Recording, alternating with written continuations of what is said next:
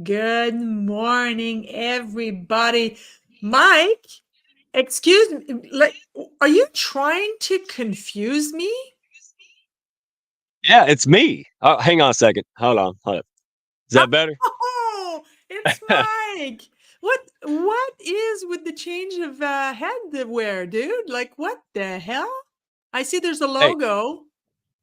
my good buddy Kofi, who doesn't need a Oh, last name. It's like Prince. All right. Flying Wings sure. LLC Publishing. He had sent this to me, and any hat, any ball cap. I look like, I don't. It makes my head round like a chicken nugget, I think.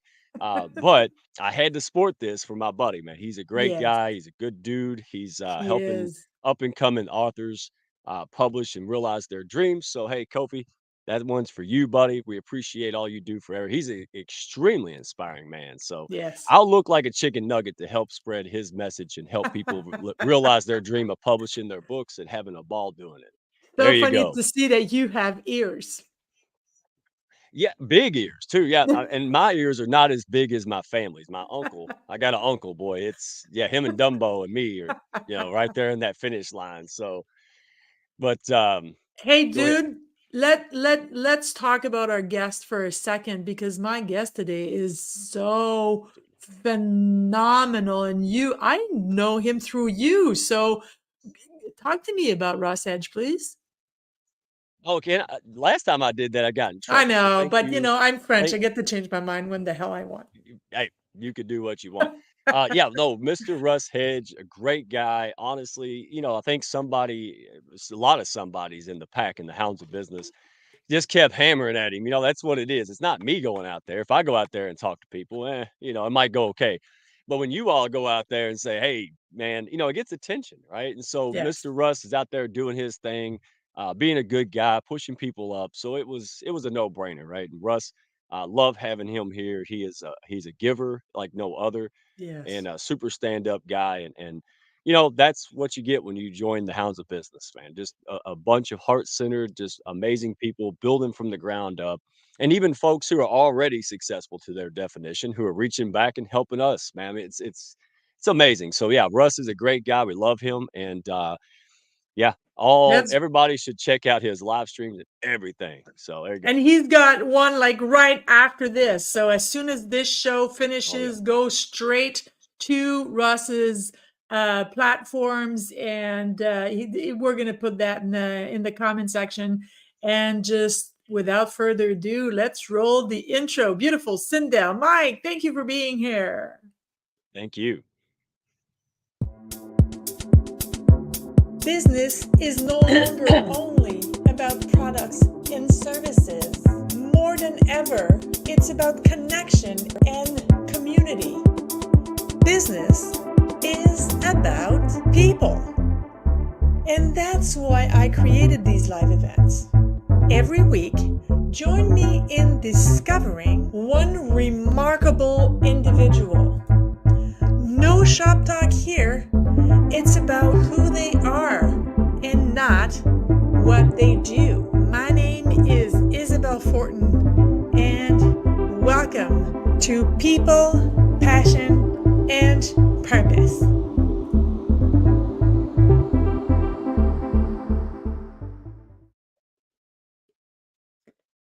Guys, I don't want to wait. I was just going to say, I don't want to wait. I want Russ on the show right now. Good morning. It's early for you. Thank you so much for being here. Oh, you bet. Well, it's really not early for me because I am an early morning guy. I've lived half the day by this point, so I'm all good to go. I'm the same way. 6 a.m. I'm the coffee is served and I'm chipping away at the computer. Ready to roll.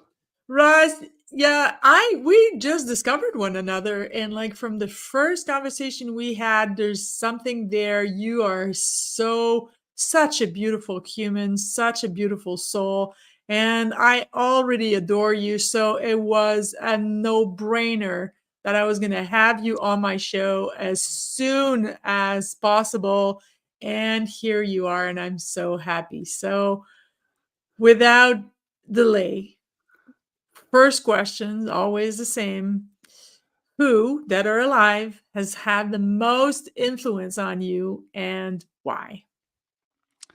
I was blessed with amazing parents, and I Mm, could really give credit to both of them, but really probably my dad was my hero growing up, was my example.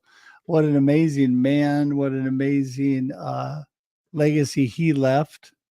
We lost him to cancer several years ago mm. now, but he was, uh, so much that I am.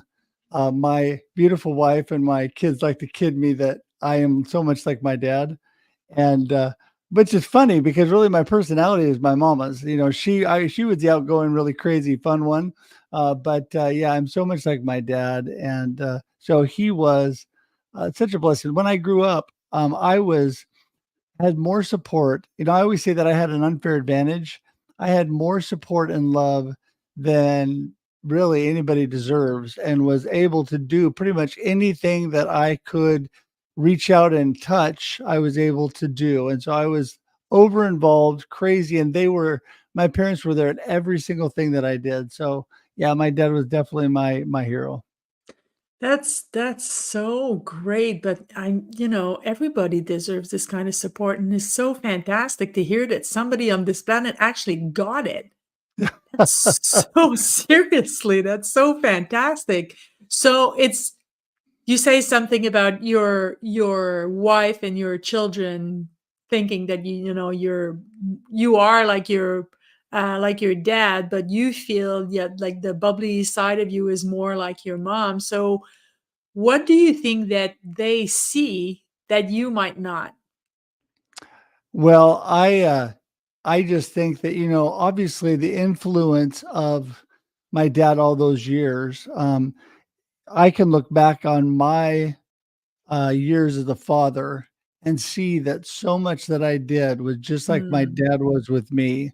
He was always at everything, helping, watching. He was watching my football practices from there was like we had kind of a little canyon where the stadium was in my high school, and he would be up above in his work truck watching the practices. And then after I would get home, I was a quarterback, so he would throw at least 100 passes with me every night, and we'd talk and just spend time together. And so, his work ethic and his support and all of that, I think, really what stands out. And he had some little quirky things that my son and my beautiful wife and daughter like to kid me about. But what's funny is my son now will be saying stuff, and he goes, "Oh no, I sound just like you, Dad." Yes, you do, and that's how it goes. So, yeah, that is how it goes. What are the quirky sides from your dad that you picked up? uh, yeah, good question. Thank I you. think I think that um, he was very organized.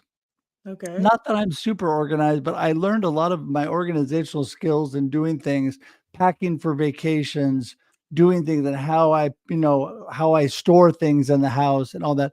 All that was learned by working with my dad.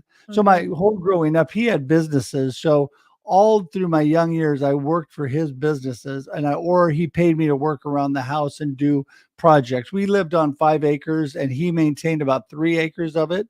So I had to take that over as I got older and take care of all that. So just a lot of stuff I just patterned it after my dad.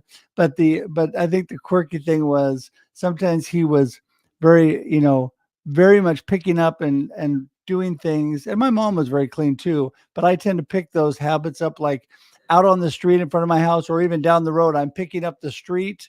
I'm cleaning up after things, and my wife, beautiful wife, will go, "Way to go, Curtis," because that was Curtis with my dad. Or the other thing that he always did was love as a kid. The big criticism was he would start telling this wild story, like, everybody, you would not believe it. When I came on the show this morning and he would tell some big story, you would not believe what I saw Isabel doing. And he would mix with, and it's a total lie. But of course, then he would break out with this big smile on his face. And that was a Curtis, right? His little joke. And so, anyway, yeah. And my son has gotten that all the way down the line, by the way. It passed from my dad to me, and now my son has that.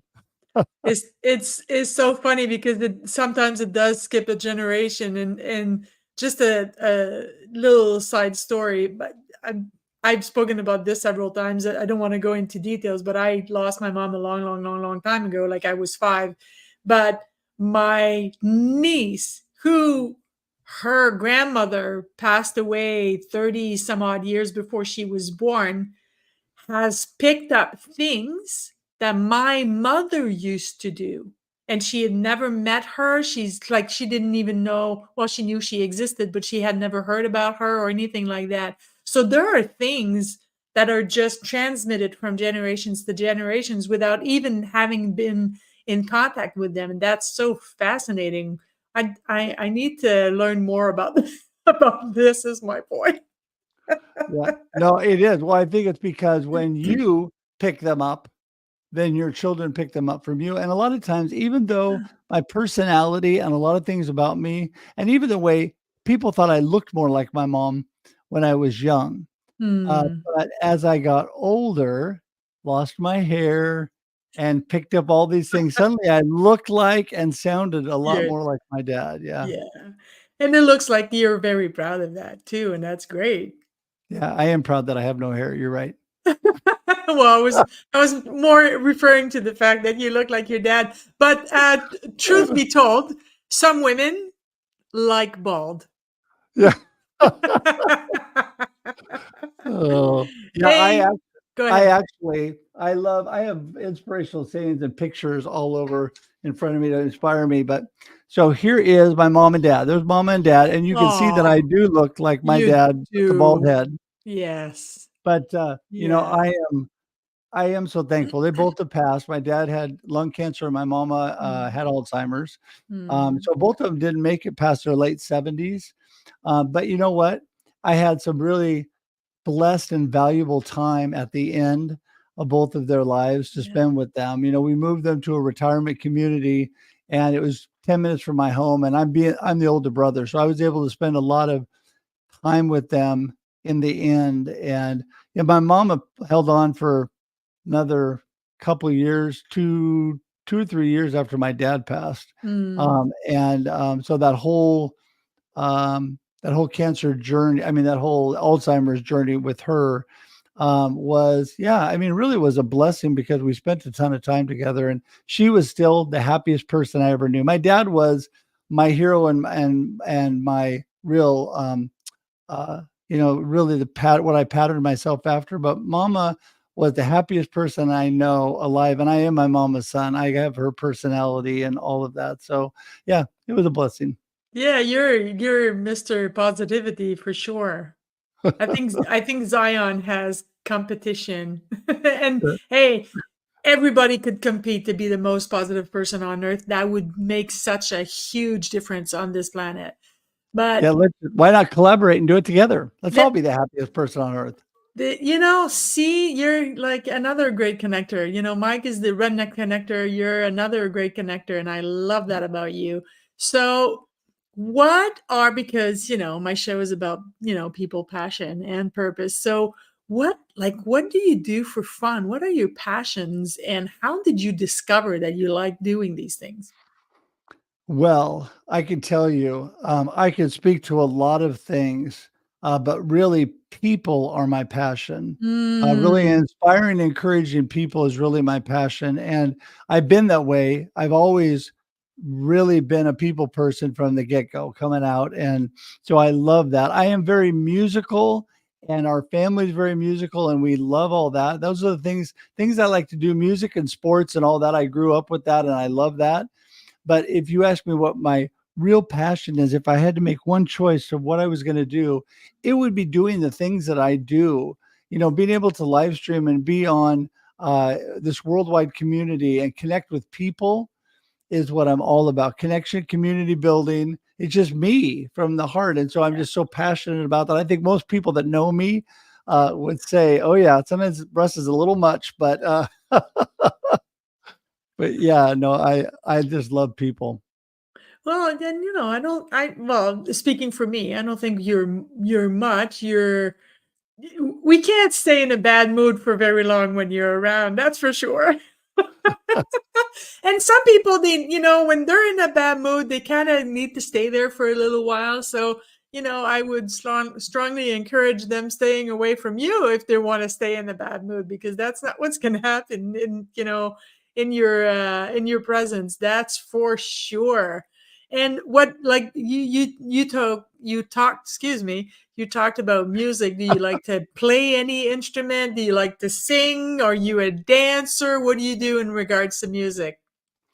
Well, I mean, like what I told you with my parents from the time that I was little, my mama is and her family hugely musical, and so from the get go, I was there. It was always like, Russell, get up and sing, get up and dance, get up and do whatever I'm doing. And same thing with my sister Brenda. So she always had us out in front of people, and so I started singing from an early age, and then picked up the trumpet in fourth grade. Uh, Wow. and played that all the way through high school and was involved in choirs, and vocal music really kind of took over. I love that. Got a scholarship at Oregon State in music and went there for a music major to begin with. Didn't end up graduating with a music major though, because I found out music theory and stuff like that was really not me. I was more over the fun loving, creative, right brained performance type stuff, right? So I Yeah, I hear did. you. Yeah, so I had a ton of fun. I mean, at Oregon State, I was in the OSU choir, which was the big traveling choir. I was in the OSU Men's Barbershop Quartet, so we would travel around and sing, and the girls always loved that. So that made you Yes. feel happy in college, and did stuff like that all through high school. I was in a performing group that we sang and danced and traveled. So always involved in those kind of things. And then my beautiful wife, gorgeous, amazing voice. And so our kids obviously picked that up and are both involved in music today also. So, what do you listen to in the shower? It's funny. I don't listen nowadays to tons and tons of music because I like quiet time Mm. and I like time to think and give myself space. But if I am listening, I love worship and praise and contemporary Christian music. So that's really my go-to. My son is a professional musician, plays in a band that travels, and my daughter's a worship pastor. So, she's an amazing influence. And so, yeah, I just mostly praise and worship music right now would be what I love. That's beautiful. And how did you discover that that's the kind of music that made you vibe? It's just something that you would hear in church and it resonated with you? It's interesting. I mean, I loved music and everything growing up. So all the time that I was young, I mean, I used to listen to music to all the time when I was young. And my beautiful wife, when we met, she said, "Hey, here's some music." Because I was listening to 80s music, which is, by the way, the best decade ever. The Yes, 80s were what sir. it's all about, right? And Yes. so they still play that everywhere. Everybody Yes. still listens to 80s music. So Yes. anyway, she started tapping in and giving me this other contemporary Christian and worship music to listen to as I would drive to see her. And so that's really when I started listening to that. And then I just tapped into, there's some amazing Christian radio stations that, all over the country, K-Love, and, there's local stuff. Actually, we even live stream on one of the local Christian stations, talk Wow. stations. And so, yeah, I mean, I guess I just really got into the flow, and it's the spirit of the music along Yeah. with the music itself. I guess it really captivates me. Yeah.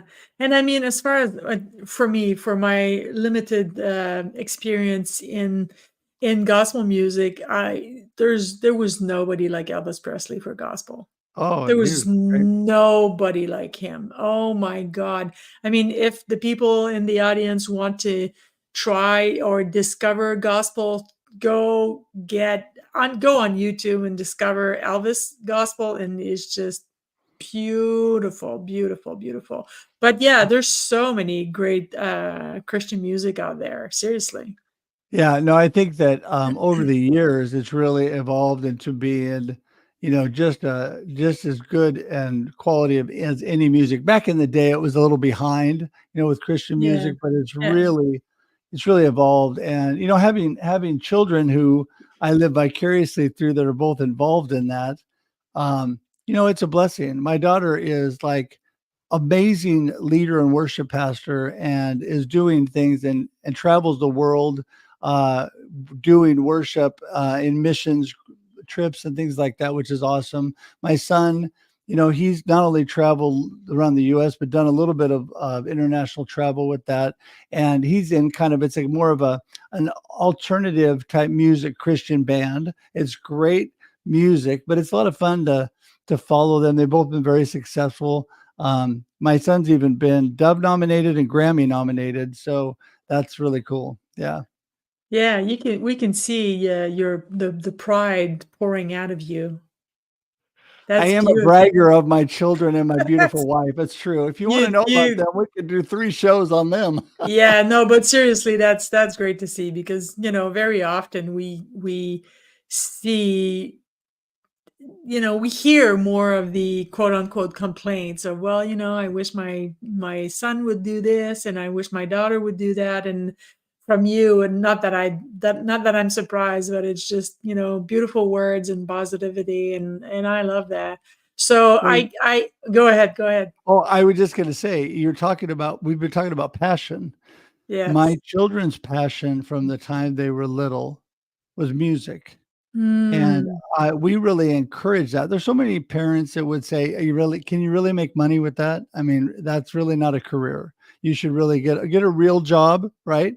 get a Yeah, I've heard haircut that and get a about real job. Yeah. get a real job. Music isn't really a real job. And Yeah. I tell you, my children have both made a great life with music as a real job, and it supports them. And really blessed that they were able to move into their passion and do what they love. And that's, makes my beautiful wife and I feel great. Yeah. Well, that's beautiful. And I mean, it doesn't have to be everything doesn't have to be difficult when you're a parent. I get it's not an easy job, but it, not all of it is hard, right? Hey, No, I was just gonna say you tapped into loving the 80s being the greatest decade for music. I could not agree with you more.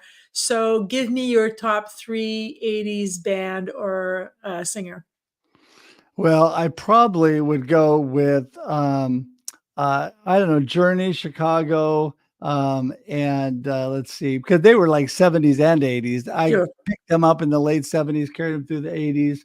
I loved, it's interesting. I loved things like Lionel Richie and dance music. My beautiful wife and I always loved to dance.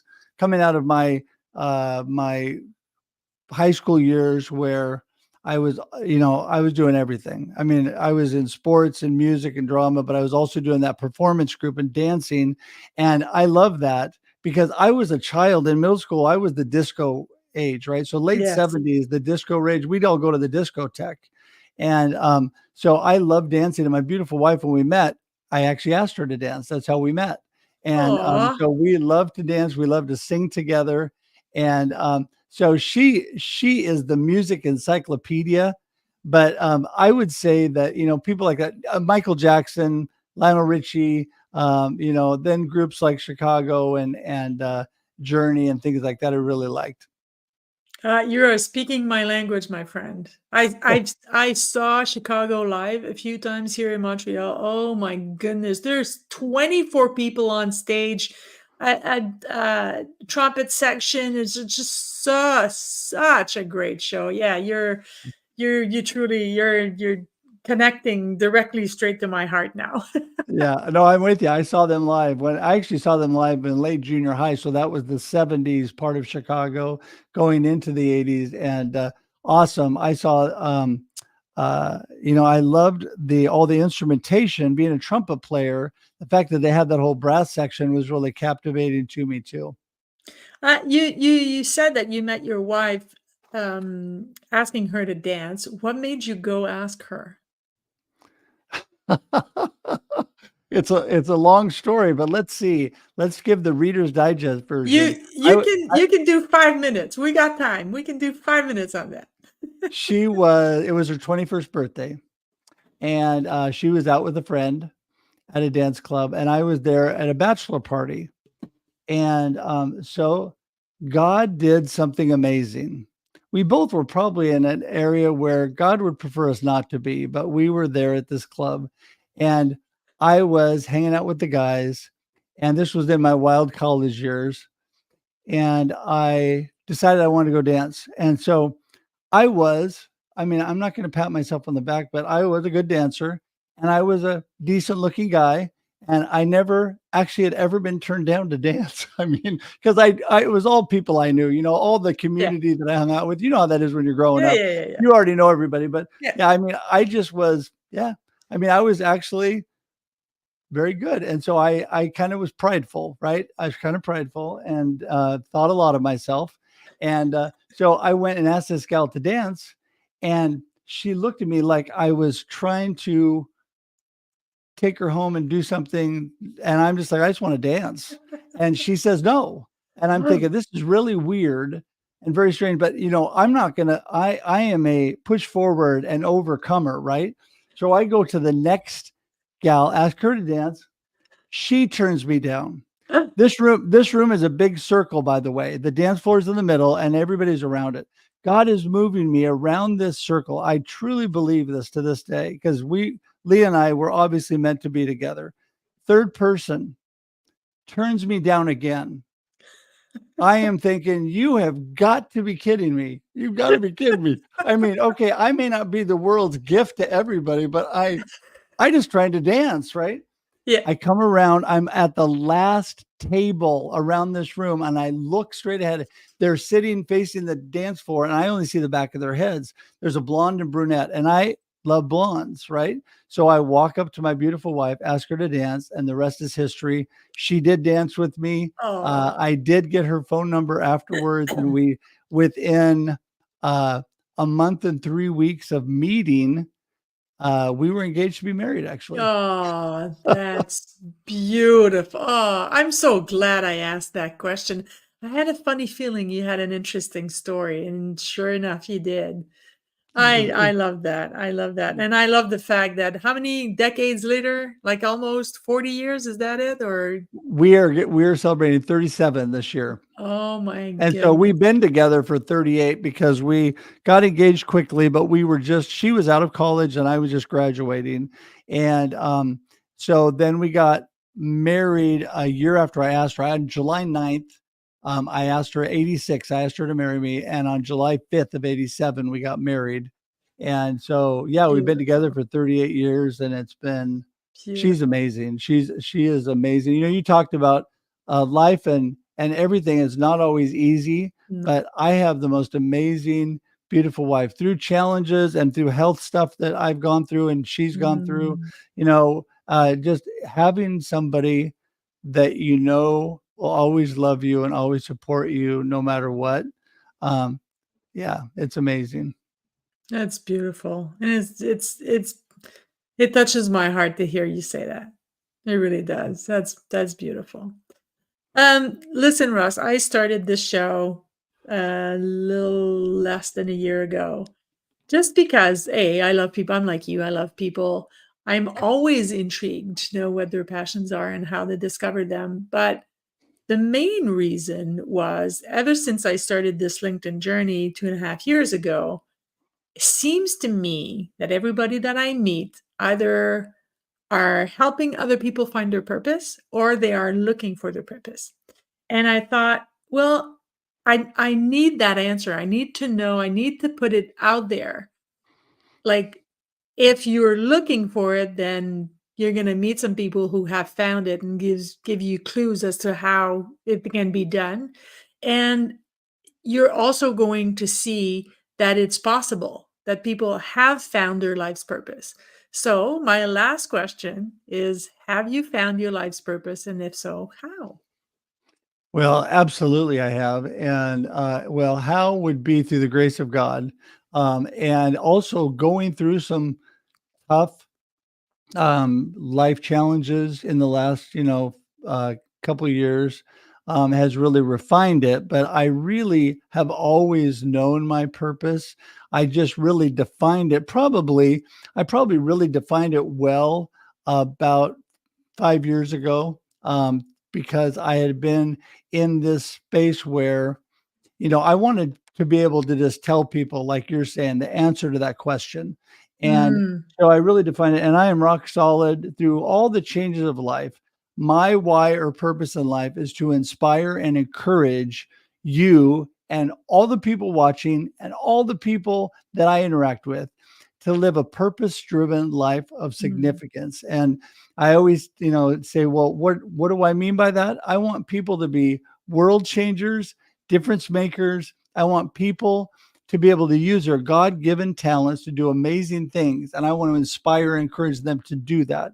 So that is my purpose in life. Everything that I do, whether it's in marketing or whether it's just live streaming or whether it's just hanging out with fun people that are my awesome friends like Isabell and Mike, um, you know, it's all about that. That is my purpose and why, is to inspire and encourage people. So yeah, and so I keep moving on, and I've been blessed because of my challenges like cancer, mm. um, to be able to reach out and bless people. In fact, I just put out, it's been a while. I just put out a cancer update on social media today because I just went Tuesday to the oncologist, had a PET scan, had my labs and all of that stuff for my checkup. And everything come back looking great, looking clean, no changes. They had called Yeah. me cancer free after my last surgery when they were able to go in and get all the cancer. And in spite of that, it is a lifelong journey. There's a lot of stuff that's come along with that I have to deal with. But yeah, so blessed, and that's given me an opportunity to inspire and encourage more through what I've gone through, keeping a good perspective and all that. Life isn't the same when you get the cancer diagnosis, and it's never the same again. That's No. that's the bottom line. That was my experience too. I'm an ovarian cancer survivor, and I am I'll say that I'll share that story another time. But I am the luckiest person on earth, and because the death rate for ovarian cancer is extremely high. Right. And here I am to tell the tale and tell the tale, and but just life is never the same after No. that. And How I would say has you're not, I Go would say ahead. you're sorry. I'd say you're not lucky, you're blessed because Yeah. you're able to, with all that you've gone through, you're able to share that encouragement and inspiration with others because of your positive attitude and all that you're doing. I'm telling you, it is not easy. And there's times when, I get the question all the time. Are you happy all the time? Are you always like this?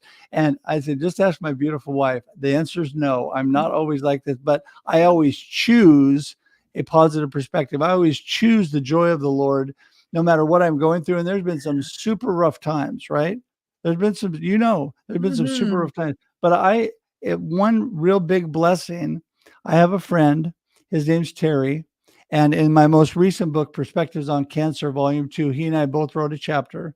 He had exactly the same cancer that I did, but I had it 11 years later. And he told me when we first met that I am so blessed because technology had come so Oh, far. yes. When he got it, they told him he was going to die in 5 years, that it was, Mm. there was no hope.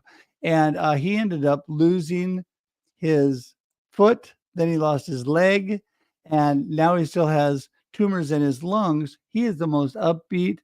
positive, God-fearing man that I know, that is a positive influence, and he's still battling through it today. But you know what? He's gone well beyond Amen. what they said that he would survive, and he's still moving forward. So, it all boils down to where your perspective is with what you're going through.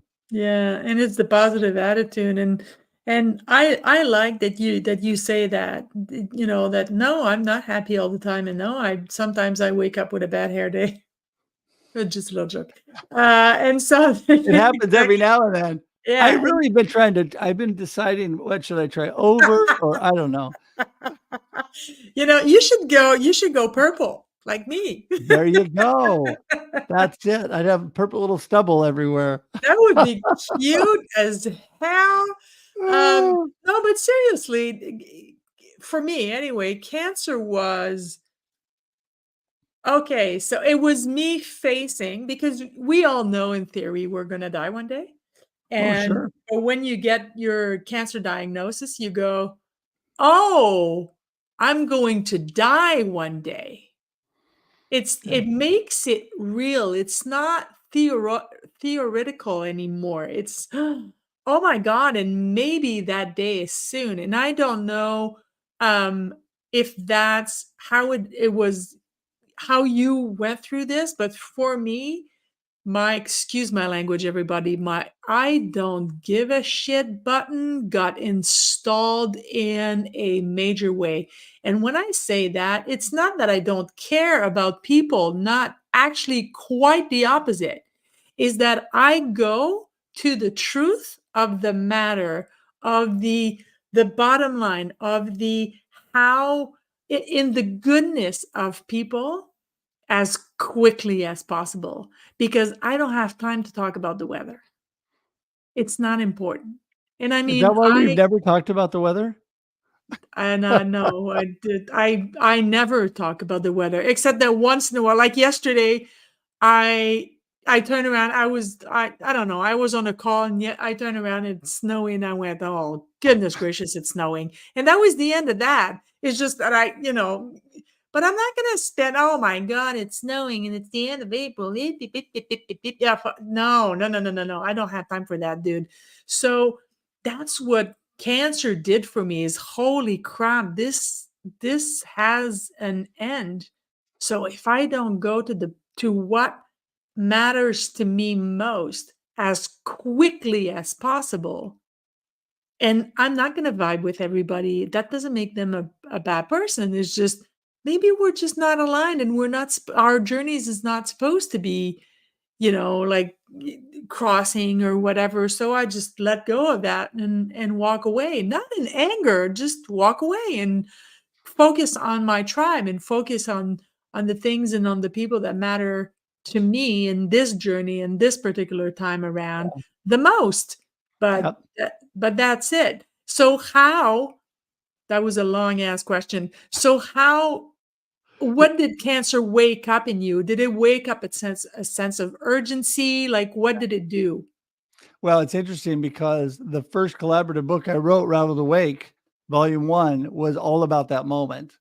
All about my Rattled Awake moment that dealt with my cancer diagnosis, and was I really truly living all that I talked about? It's not that I didn't believe it, not that I wasn't trying, it's not that I didn't talk about it, but was I truly living it? That's what it really rattled Mm, awake in me. And yeah. that was a moment when, because it's interesting. Um, so I write about this in probably a couple of my books, definitely in Perspectives on Cancer. When you get that phone call that you have cancer, um, it's startling. But the first call I got, I was at 2A, invasive melanoma on my foot. They thought they were going to do pretty extensive surgery on my foot, but it would all be good. Then they found that it traveled to my groin and the lymph nodes. Then I was Mm, at stage 3C, which is almost stage 4, yeah. and very serious. And all of a sudden, I mean, it was like all the wheels started moving. Everybody, no waiting at that point. They're just No. plugging you in and you're moving. Yeah. And when that happened, we did have the moment where the family cried together and we were pretty shocked and all that at the moment. But the beautiful thing was, this was in the evening, and the next day was coming. And my dad, who is my hero, who we talked about, who always used to say to me, son, tomorrow's a new day. When things are going lousy today and you're really, things are really not good, you get a good night's sleep. Wake up with a fresh perspective. Things look a whole lot different. Tomorrow's a new day. Yeah. And so I did. I woke up the next day. God spoke to my heart and said, It's a new it's day. all good. I've got this. It's all good. And so, and I Beautiful. always say, God's not done with me yet. I'm still rolling. Oh man, I could talk to you forever and ever, but We are a little bit more shorter on time today because you are hosting a live event in 20 minutes. So is there any questions I didn't ask you that you would like me to ask? Well, no, I mean, I'm just kind of an open book, and I just really what I would like to say, you don't have to ask me this, I'll just give an answer. Beautiful. I love I it. It's true. I am really happy and joyful all the time. Well, I'm joyful all the time. I'm really joyful all the time. I'm not happy all the time because of things that have gone through, but I'm really joyful in the joy of the Lord all the time. I'm thankful all the time. And Mm, every day, if you were to ask me, what is something that came out of your first book, Befuddled, Live the Life You Choose, about living the life you choose that you want everybody to remember, it would be that every morning you wake up, not only is it a new day, but you set your mindset and perspective for the day. And yes. I give an example of what I do in my book. Number one, I always am thankful, right? I just say, I'm so grateful and thankful for God, for my beautiful wife, my family, all that I'm blessed with. Number two, I give myself a pep talk. I say, I've got this. I have got the talents and abilities to do what I need to do. And I'm going to get up and I'm going to make it happen. And number three, I say to myself, today's going to be awesome. Now, a lot of people do laugh in my face when I say that because I'm a 4 a.m. guy. And they're like, there is no way at 4 a.m. I'm going to say today's going to be awesome. And of course, I reply, well, I don't expect you to do exactly what I do. I'm giving you an example of what I do to set my positive mindset for the day. Because when I get out of bed then and I move forward, it doesn't matter what happens to me. I've begun with a positive perspective, a positive Yeah. mindset, and everything looks so much better when that is your filter that you're Yeah. filtering life through. And you know what? There's actually proof of this. There's a study. How they studied this, I don't know. I'm not a scientist, but I'm going to share the study anyway. That the moment you wake up, like that split second you wake up, there's about 6 thoughts that goes through your head. And the difference between the happy slash successful, now define success for yourself, that's okay, successful people that consider that they are success or they have achieved success in their own lives in the way that they feel is right for them. 4 out of these 6 thoughts, they made it a habit of that being positive in a conscious way. So Right. I'm the same way you are. I wake up and I consciously choose what I'm going to say about myself in this moment. So I Right. wake up saying, "You got this. This is a great day. Just go get it because that's it." And you're having an amazing day today. Does that mean that all my days are amazing? Hell no. But I snap out of it quicker because I have that mindset. And I love, love, love that. Well, because you choose on that. And That's just like I say, live the life you choose, the only way you can displace negative thoughts truly is to replace them with positive thoughts. It's is a why, yeah, habit and it's work, just like you said, and it has to be intentional. yeah, And I would encourage everybody to do that because I tell you, my own scientific research, which is a joke, but my own, talking to people, 90, well, most people, let's just say most people wake up and the first thing in their mind is anxious thoughts, yes. negative thoughts, and things that are weighing on them. And you have to replace those with positive thoughts. So, And anyway, that's my last word. yeah, and but you said the right word. It's a choice. It's an Yes. intention and it's a choice. And it's free. Guys, seriously, what have you got to lose? It's free. You just consciously choose to say something positive. And I write gratitude journal every morning once the coffee is done. I sit down and I don't only write what I'm grateful for, I write why I'm grateful for these things because that's how it's the emotion connects you to this higher thing. Call it God, call it Jehovah, call it whatever you want. It's all the same energy. I really, we gotta go. We got 45 seconds left. I usually end my shows offering the opportunity for my guest to ask me anything they want, but Russ is inviting me on his show next Wednesday, May 1st, 10 Eastern 7 Pacific, and he'll get to ask me whatever he wants for an entire hour. So, final words. Russ, thank you so much for being here. How do we connect you, or how do we connect with you? How do we get a hold of you? What do you do for a living? How plug? It's time. It's this is your moment. Okay, so I am your marketing coach, keynote speaker, and I am obviously a live stream producer and your inspiration specialist. That is what I'm all about. And you can get in touch with me and learn all about what that means at russhedge.com. That is my one-stop shop. You guys have been amazing, not only putting russhedge.com below me on the screen, but also my LinkedIn site. I'm big on LinkedIn. You can message me there, but all of that is at russhedge.com, including a link to my YouTube, which I would encourage everybody. If you want to see some great inspiring stuff after Isabell's great inspiring stuff, then comes Russ's inspiring YouTube channel. And it's really simple.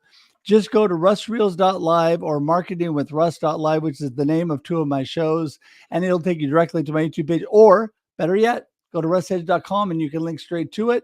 And that is all about me. And I would love to have a conversation. There's a connection link. Please connect with me. Please, I would love to Zoom and chat with you and get to know you if we're not already connected. And I strongly encourage everybody to do that. Listen, we're going to end this show right now. Thank you so much, Russ, for coming. And guys, next week's my guest is none other than mon ami, Kevin Moreau, the Mr. Mingle. I adore him. He is my heart. I love him to pieces. I can't wait to get this one-on-one with him. Russ, thank you so much. And we're going to end this show so you can jump on your call. Bye, everybody. Thank you, Cinda.